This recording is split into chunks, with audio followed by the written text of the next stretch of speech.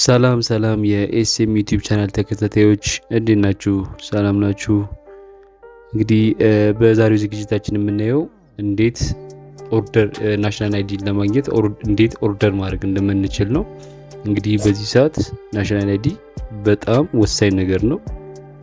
መብት ሳይሆን ናሽናል አይዲ መያዝ አሁን ግዴታ ወደ መሆን ደረጃ ደርሷል። ምክንያቱም ብዙ ነገር በውስጡ የኛን አይደንቲቲ ፊንገርፕሪንት ኤቭሪ ነገር የያዘ ስለሆነ ብዙዎች ፕሪፈር የሚያደርጉት ከቀበሌ አይዲ ይልቅ ወይም ደግሞ ከሌላ መንጃ ፈቃድ ወይም ሳምቲንግ ይልቅ ናሽናል አይዲ ነው ማለት ነው። ስለዚህ በዚህ ሰዓት ናሽናል አይዲ በጣም ወሳኝ ነው። ብዙ ሰው እዚህ ጋር ኮንፊውዝ የሚሆነው እንዴት ኦርደር ማድረግ እንደሚቻል ነው። መጀመሪያ ግዴታ መመዝገብ መቻል አለብን።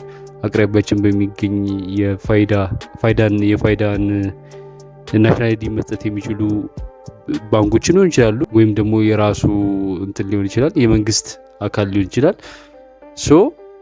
እዛ ሄደን ሙሉ አይናችን፣ አሻራችን፣ ስማችን፣ ስልካችን ሁሉን ነገር መስጠት አለብን። አፍተር ዛት ምንድነው በቴክስት የፋን ነምበር ይገባልናል። ፋን ነምበር ይገባልናል። ጠቅላላ 16 ዲጂት ነው ፋን ነምበር የሚባሉት። ይሄ በምስሉ ላይ እንደምትመለከቱት ማለት ነው 16 ዲጂት ነው። እሱን ይዘን ቴሌብር ላይ ማለት ነው ኦርደር ማድረግ እንችላለን። ቢራይ በጣም ቀላል ነው፣ በጣም ሲምፕል ነው። ስለዚህ በዛሬው ዝግጅታችን የምናየው እሱን ነው ማለት ነው። በቀጥታ ወደ ዝግጅቱ። ቅድም እንግዲህ እንደነገርኳችሁ ምንጊዜም ፋይዳ ለመክፈል ቴሌብር ያስፈልጋል። ስለዚህ ቴሌብር እንከፍታለን ማለት ነው። ታዲያ ቴሌብራችን ላይ ቢያንስ በትንሹ 350 ብር ሊኖር ይገባል። ምክንያቱም ትንሹ ፕሪንቲንግ ኦርደር ለማድረግ የሚጠይቀን ፊ 345 ስለሆነ ማለት ነው። ፕሪሚየም ደግሞ አለ 600 ነው። ከዛን ደግሞ ኤክስፕረስ አለ 800 ነው ማለት ነው። ስለዚህ እኛ እስኪ ኖርማል በ7 ቀን የሚደርሰውን ስታንዳርዱ ማለት ነው በ7 ቀን የሚደርሰውን ለማዘዝ ነው የፈለግነው ብለን እናስብ። ስለዚህ ግዴታ ቴሌብራችን ላይ ብር መኖሩን ቼክ ማድረግ አለብን ማለት ነው።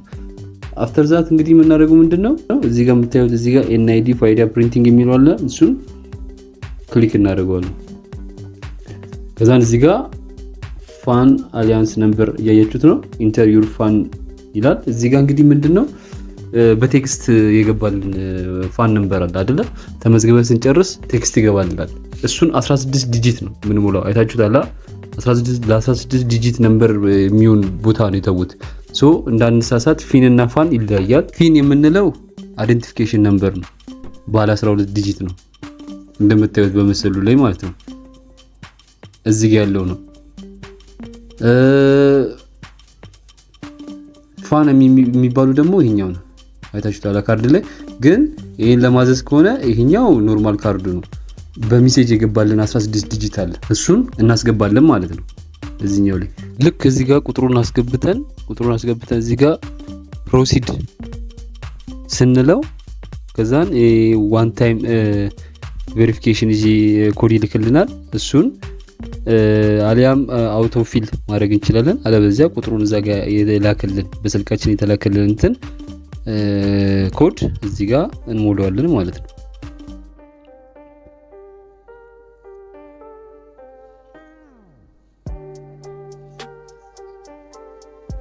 እዚህ ጋር ሞላ ነው። ከዛ በኋላ ይሄው ፕሊስ ዌት ይለናል።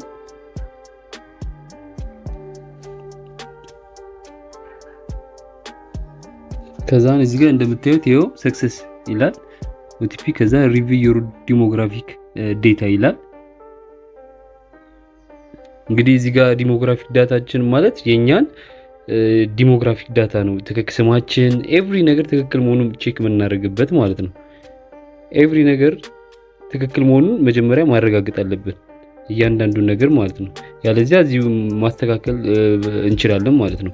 አለበለዚያ ባናዚው ይሻላል። እዚህ ጋር ትክክለኛ ስማችን ሁሉም ነገር በትክክል የገባ መሆኑን ካረጋገጥን በኋላ ነው ኮንቲኒው የምንለው ማለት ነው። አግሪ እንለዋለን እዚህ ጋር። ከዛስ ኮንቲኒው እንለዋለን። ኮንቲኒው ስንለው እዚህ ጋር ተመልከቱ፣ ስታንዳርድ አለ፣ ፕሪሚየም አለ፣ ከዛን ደግሞ ኤክስፕረስ አለ። ስታንዳርዱ እንደነገርኳችሁ በ7 ቀን ነው የሚደርሰው። ጠቅላላ ክፍያው 345 ነው።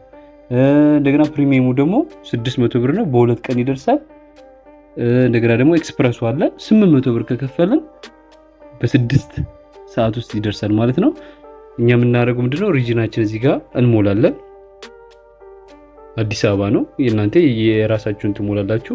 ከዛ እዚህ ጋር ደግሞ ልንቀበልበት የምንፈልገውን የእንትናችንን የመታወቂያችን ልንቀበልበት የምንፈልገውን ቦታ እዚህ ጋር እንሞላለን። ፒክ አፕ ሎኬሽን የሚለው ላይ ማለት ነው። ከዛም ፕሮሲድ እንለዋለን።